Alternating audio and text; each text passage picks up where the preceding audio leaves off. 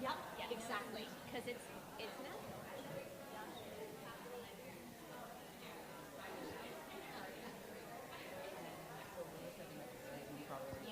Yeah, and I said I was going to be over here to the side. Yeah, I said I'll be sitting here. That's what I said to Bridget. I'm like, I'll sit here.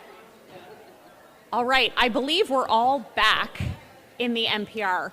And I was just saying that I wish we could get the teachers down here and those fabulous kids to celebrate them because I was in Stanziola's class and they are remarkably in tuned and familiar with the habits. So thank you all for taking the time this morning to come to Dean Porter to celebrate early literacy. There's a lot more to it. I was having a conversation on the way down the hall with some parents about how when you get older, and certainly when you're probably in about second grade, you stop really thinking about learning to read because for most of us, it comes pretty naturally. But actually, looking back at this morning, it doesn't. There's a lot of deliberate instruction. So again, thank you for coming. Now we're going to tell you or explain to you what it is that you just saw. What is that and why is it so important? This is structured literacy.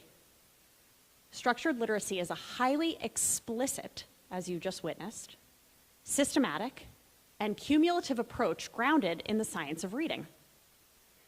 It is supported by research, and it integrates all of the things that you just saw: listening, speaking, reading, and writing. It emphasizes the structure of language across all components. What are those components? Phonology, sounds, what are you hearing? Orthography, spelling. Syntax, structuring sentences. Morphology, word formation, and eventually meaning. And semantics. And here's some research about the science of reading. Good morning.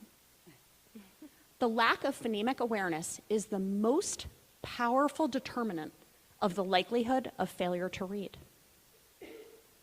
Every point in a child's development of word-level reading is substantially affected by phonological awareness. Phonemic awareness is central to learning how to read and spell. Phonemic awareness training provides the foundation on which phonics instruction is built. Now, as you all know, I arrived in July, and I landed in the perfect place because before me, these three women had already started this incredible work under Dr. Borman's leadership. They knew that in order to be successful readers, we needed to embed phonics, phonemic awareness, and spelling patterns into our reading instruction. So I am thrilled to turn over the rest of the presentation to our supervisor of curriculum, instruction, and assessment, Mrs. Vera Radu, and her favorite, maybe, reading specialists, Bridget Albrizio and Jody Cacciola. Thank you.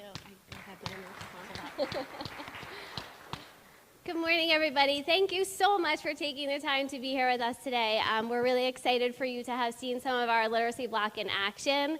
Lots of positive feedback I already heard, so thank you for that. We really are so proud of all of the work that we've put into this block. Something that always sticks with me when we talk about this area of phonemic awareness, like Dr. O'Connell mentioned, is that it really is central to learning to read and to spell. So that's why starting from day one of kindergarten, we put this energy and time into this phonemic awareness piece. So just to kind of give you an overview of terms that we do hear a lot when we're talking about early literacy, before we jump into what the rest of our structured literacy block looks like. So two terms are phonological awareness, which is off to the left of the slide, and phonics.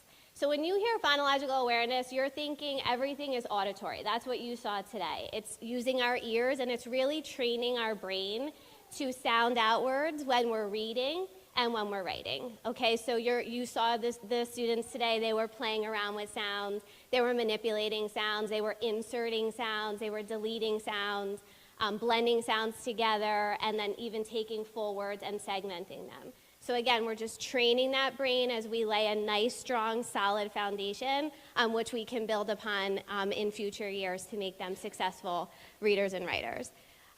Then we hear phonics a lot, right? So our phonics program that Mrs. Albrizio is going to explain in a few minutes is Foundations.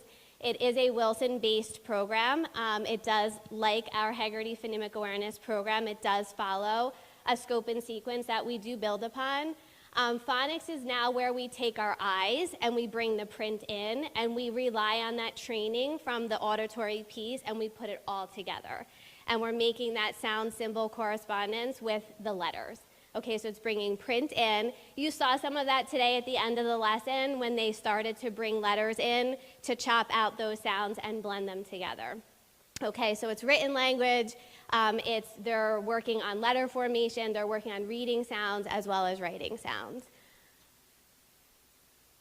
Okay, so when we talk about phonemic awareness, something that always sticks out at me is it is one of the earliest predictors of future reading success. So we know, according to research, that our students who have strong phonemic awareness tend to be strong readers and writers. So we took on this Heggerty Phonemic Awareness program that you saw. This is something that is done every single day in our kindergarten and first grade classrooms, and we started it as early as the first week of school. We do start with bigger pieces of a word, so we started with syllables, and then what you saw today is we're now down to sounds. We're down to even manipulating and listening to short vowel sounds versus long vowel sounds. They're starting to bring in some digraph sounds that they really have to stop and listen, so that now when we start to see it in print, it starts to make sense. We're really proud of this Heggerty program. We've seen a huge impact on all of our readers and writers from kindergarten now through third grade, because we do get to see them through third grade here at Dean Porter. I think my favorite part of Heggerty, honestly, is the level of engagement that we hope that you saw today. And it is such a short lesson, but it's so incredibly powerful because everybody's participating, everyone's responding, and it kind of, you saw it, a lot of you were saying like they did it, and it's so natural to them because it's a routine. It's part of their day. And now what we're starting to see is they're taking what they're learning during this short snippet of the structured literacy block, and they're now applying it and taking it into other parts of their day, right? So you'll see in the reading center when they're working on reading with a partner, you'll hear them say like, oh, if you can't figure that word out, like try taking your choppers out and chop the sounds and blend them together. I was talking to a few parents last week over the phone, and they were saying, it's so cool to see my daughter pick up a book at night and say, don't tell me the word, I'm gonna just chop it out like I do in Heggerty. So we do want to continue to encourage that transfer so they're not just doing it in isolation, that it does kind of carry through in all parts of their reading life. Okay, so super important that we do spend a lot of time and attention on this important part of our day. So now Ms. Albrizio is going to go over the next part of our block. Thank you. All right, I'm Bridget Albrizio. So glad you guys were here to experience the magic that was Heggerty. So we are, again, as Dr. O'Connell mentioned, Heggerty and phonemic awareness is just one chunk. And now that you just listened to Mrs. Cacciola, you're all experts on phonological awareness, so there'll be a quiz at the end. So I want to now take you into the rest of that big structured literacy block and what that looks like. Phonemic awareness is one chunk. Now we're going to talk about the phonics piece of it as well. So in order to incorporate phonics, we use the Foundations program. This is not your traditional spelling program where you just memorize words, you get 100 on the test, you forget how to spell the words the next week. This is really basing it off of how we actually, as humans, learn how to read. So when you are born with an innate ability to communicate, whether it's through spoken language, whether it's through gestures, you are born to communicate. You are not born to read. So we actually have to rewire your brain in order for you to be able to read. And that's why we call it decoding. It is really unlocking a code in order for you to be able to put it all together to read.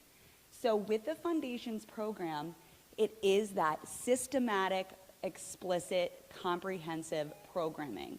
And the most important part is it's multisensory. So it's teaching children how we are going to break words apart. How our brain actually learns how to read is by breaking words into smaller chunks and mapping it in our brain to actually retain the words. So that is what it does.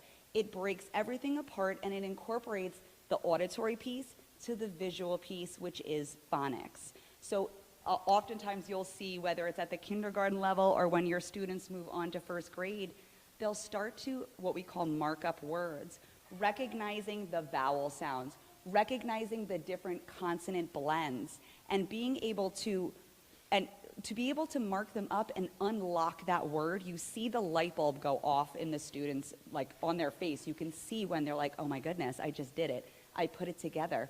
All of those pieces that I learned in Hegarty, chopping up sounds, now I'm putting the visual piece to it, and I'm able to read this word smoothly. And it's all those building blocks that just build and build until they're reading and writing smoothly and automatically. The beautiful part of Foundations is that it's not just this isolated spelling program. It ties in the reading fluency and the writing fluency. So it starts at the kindergarten level with letter formation. So often, people who aren't really exposed to the why, which you are all here for today, with the philosophy behind it, people always ask, well, why does it matter if they're forming letters from the top down, or why does it matter that they're doing the correct formation for the letter A? All of it relates to fluency, whether it's reading fluency or writing fluency, and it starts at this level in kindergarten with just being able to recognize and hear the letter sound correspondences together. So again, so much with Foundations is tying in the reading and writing, but then also leading it into the vocabulary and the fluency to then later comprehend the whole text, which is ultimately why we learn to read. Clicker's right there. Oh, sorry. That's okay. I was enamored by you. Yes. Oh, thank you. Okay, so Ms. Codgill is going to hop back on just to share some ways for you to support at home, and then we're going to talk about the next piece of the structured literacy and kind of how it all ties in together. Yeah, so we love the homeschool connection because we do feel that, if we can keep consistent between home and school, that really makes the biggest impact on our guys. So it does truly take a village. So we are always so thankful for the questions that we get is what more can we be doing at home? So something that the teachers do send home at the beginning of every unit in Foundations is a packet. It kind of introduces the unit and gives you an overview of what the students will be learning in that unit, as well as other resources in there for you. So, Mrs. Albrizio spoke to the whole letter formation. It will give you cues that the teachers do use in the classroom on how to form letters properly. I know that a very common reversal is the B and the D, right? So for example, when they're writing the letter D, we always prompt them to start with a magic C. It'll turn into a D, right? So things like that are in that packet for you if you're noticing, oh my gosh, like I can't get them to decipher between a B or a D. At this point, now that we are working in Foundations on now starting to decode words and encode words and use those sounds, there are sample words in the packet for you, as well as even some sentences that you can start having them read. You can even dictate the word where you say the word and then prompt them to either chop it out or tap it on their fingers to then write the sounds that go along with each sound to write the word. So there's all kinds of samples in those home support packets. Aside from that, of course, the homework, kindergarten did start homework, so any support you can give, any feedback you can give, if you're letting your child complete it independently, that's awesome. If you just look it over and kind of just see, where are they? What do they need help with? What can I come in and support them with now that you have this background from seeing what you saw today as well as from the presentation? Reading is always one of my favorite go-tos, right? Whether you're reading and they're listening. I mean, kids of all ages love to listen. I still love listening to books as I'm driving in the car. So provides good quality time, but also an opportunity for you to have conversations, to build rich vocabulary, right? To bring out some words that they might not understand, or maybe even some sentences with some tricky words that you can kind of talk to them about. If you're finding that your child is still struggling to pick up a book and read, or books are a little too hard, you can read that to them, and maybe now you know that they're working on some trick words, some sight words. You can say, okay, I want you to find 3 of our heart words on this page, or you find a word on the page and point to it and say, show me how you would tap this word out. You can read a sentence, they can repeat you. You can read a page, they can read a page. We also know that there are some students at this point who are reading, which is fantastic, and continue to encourage them to do that reading, but maybe just give them a challenge when they go to read. Say, okay, when you're done reading for 15 minutes or 10 minutes tonight, or you're done reading 3 pages, I want you to find me a funny part, a part that made you giggle, or I want you to find a new fact that you learned from the nonfiction text that you're reading. So any opportunities we can provide to them, whether they're listening to you or that you're reading together, would be amazing. So now we talked about Heggerty, which is that phonemic awareness piece of the structured literacy block. We talked about foundations. That's the phonics piece of the structured literacy block. Now we want to talk about how we tie it all together to apply all of these skills that they're learning. So we utilize, and this is a new addition to our structured literacy block within the past 2 years, and we're so lucky with the help of the Rumson Education Foundation, we were able to provide a geode library for all grade levels, K through 2nd grade. And these geode books are directly aligned to the scope and sequence of our Foundations program. So what they are, they're 80% decodable text. We also call them controlled text. And we think about that idea of a controlled text being that the words that the students are being exposed to in the text are words that they have been exposed to in their Foundations instruction. So for that reason, they have the skills and they've had the practice and instruction in school to be able to tap out and decode those words within the text. Additionally, these amazing books also have, based on the units, the trick words that the students have been exposed to as well. The reason why we included the geode library into our structured literacy block is because we wanted to make sure that we are explicitly seeing what our students are retaining in terms of spelling rules, what they are applying within a connected text, and what we still need to work on in terms of automaticity and fluency. The other beautiful part of these geodes is not only are they perfectly aligned to our Foundations units, but they're also such high quality literature. There's nonfiction text and fiction text, and I know, I hear you, honey. So they are nonfiction and fiction text, and they include history, text features like maps, and so much high quality vocabulary that we are exposing them to while they're actually putting all of their skills into action. So when we're not utilizing a controlled text, we're not always given the opportunity when we're reading with our students to see exactly what they are applying based on what they are learning in Foundations and Heggerty. These books give us the opportunity to do it, and they also give us the opportunity to build their actual knowledge across content areas, and again, building that rich vocabulary. So it's just a beautiful way for us to continue to really make sure that our structured literacy block is a cohesive, sensical time of their day, that they will enjoy it. And one thing, and kind of speaking to what Ms. Cacciola said about the home support, one thing that I've noticed a trend in when I'm talking to parents, now that we have really incorporated these geotexts into our structured literacy block, the trend that I'm hearing from parents when I speak to them is, my child is actually like wanting to read now. And they are picking up books at home. They're recognizing words on street signs. They're recognizing words in other forms of media, whether it's watching TV, whether it's being on the computer playing a game. They're picking it up and they're actually wanting to do it. And to me, that just speaks to the fact that, kind of what I had mentioned before, that we have to rewire your brain to read. And once we unlock that ability, it's like the whole world opens up for you. And that really is kind of why we also love our job, because we get to see that magic happen and open up. And that's really the impact that we've been seeing with this shift in our entire structured literacy block. And I think that takes us to, my favorite slide of all. How could I have forgotten? So again, to speak to how we have, envisioned our structured literacy block, built our literacy block, we include a cohorting model. This is my favorite slide because this is like our baby. This is our structured literacy baby that we're just so proud of. 4 years ago now, with our current third graders, we incorporated what's called a cohorting model.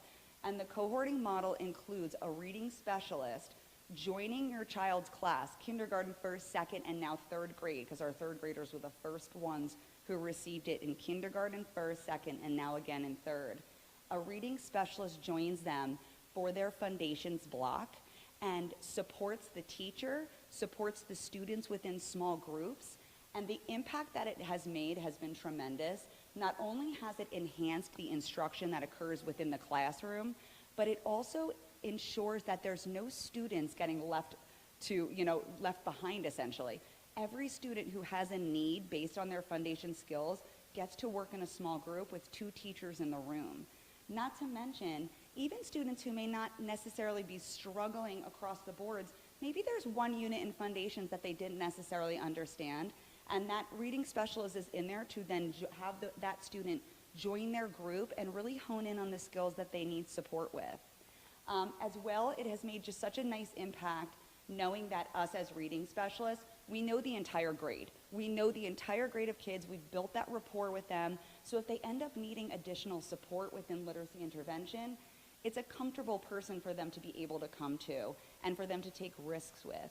And again, just having that extra layer of support has really just been a tremendous impact on the entire programming from start to finish, from K to third grade. Okay, I'm going to hand it over to Ms. Radu. Thank you. Can we get a round of applause for these amazing experts and professionals? Bridget and Jody really have taken the lead in guiding our early literacy program, and I rely on them every day for their expertise, and they really have made such a beautiful impact on K1 and 2, the teaching practices, and we just witnessed it there. Nobody this year needed a reading specialist with them because they were unsure. Every teacher was able to have you join them alone, just them with the students. So I'm really so grateful to you. So let's talk about the other side. How do we measure whether or not our programming, our core programs, are effective in rewiring kids' brains so that they can read? Well, enter Ames Web Plus. Ames Web Plus is, you can advance to the next slide. Lewis, if you could, I'd appreciate it. So Ames Web Plus is our benchmark system that we use for early literacy and for early numeracy, but today we're going to focus on early literacy. Really what we're able to do is we're able to take phonemic awareness, phonics, vocabulary development. We're able to measure all those sub-skills to see what areas perhaps a student might be struggling in and that we need to provide expert intervention with our reading specialists through either push-in or pull-out programming. At the K and 1 level, it's one-on-one. So your child is sitting with either their classroom teacher or one of the reading specialists, and it's quick. Some of them are timed for a minute. It's a way for us to kind of gauge what's happening with the student and their reading ability. It also provides for us a consistent way to measure how students' reading abilities have grown from kindergarten and through third grade. So it provides a really nice picture for us. A nice addition to this year, our reading specialists are meeting after benchmarking with every teacher to discuss every student's scores, how they're performing in class, what do the foundations assessments look like. So we're getting really great conversations happening. And as Mrs. Albrizio said, we're catching those kids who might need that extra boost, either in push-in or pull-out intervention services. Okay, so we just reviewed our framework with you, right? We took a look at foundations, Hegarty, and geodes. Some of the subtests will identify areas in which these programs we might need to support a student a little bit more. You can go to the next slide. And these are the subtests that we administer to kindergarten. So I want to just briefly go over this with you. For your awareness, this is going to be posted, the video will be posted, and the slideshow will be posted online. So feel free to go after, probably by tomorrow we'll have it up. So on the left-hand side, you'll see the kindergarten measures. In the middle is the season that we administer the assessment. And on the right-hand side, it gives you a brief description of what that assessment measures and why it's important, all directly correlating to our program that we just talked about. You're going to notice that for some of the assessments, there's an asterisk. In the fall, we don't assess every kindergartner. We use the Dial 4 assessment that you all participated in, and we assess those students who might have shown potentially a little bit of a weakness in a particular area, so we benchmark those students in the fall. All of your children, however, are benchmarked in the winter and then in the spring.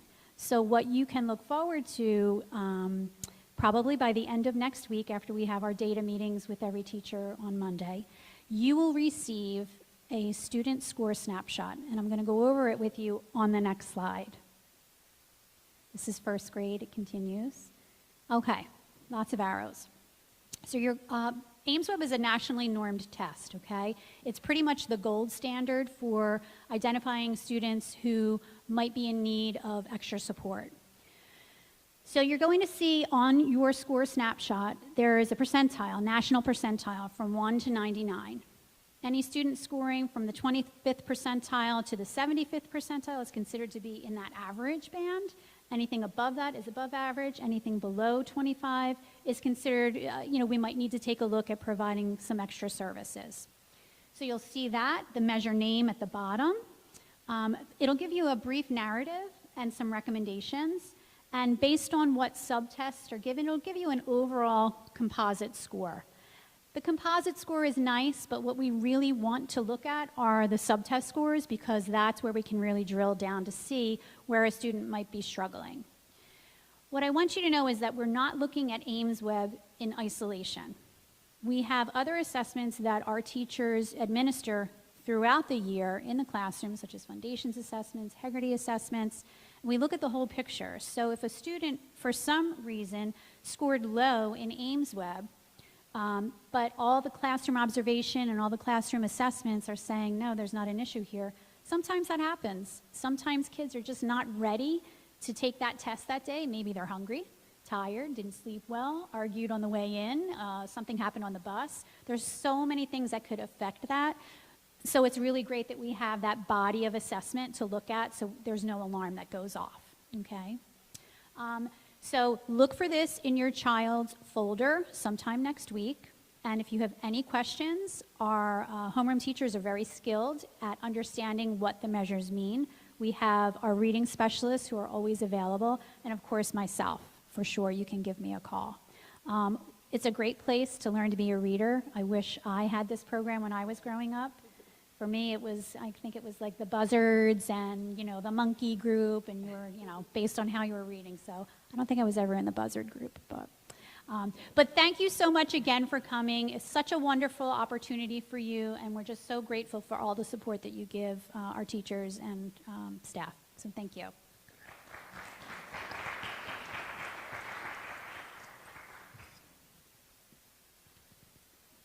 That is a lot of information in a very short period of time. The good news is that you live with experts who can remind you about what all of these things mean. And so please encourage your children to share what they are doing in school, because the carryover to home is really important. I would love to open up the floor to questions. However, I have to kick you out because the first grade parents are coming. But please email me and I will direct it to one of the experts in-house. I feel so fortunate to work with people who share the excitement for early childhood education. There is really nothing more powerful than learning to read. And so thank you all for coming and for spending the morning with our readers.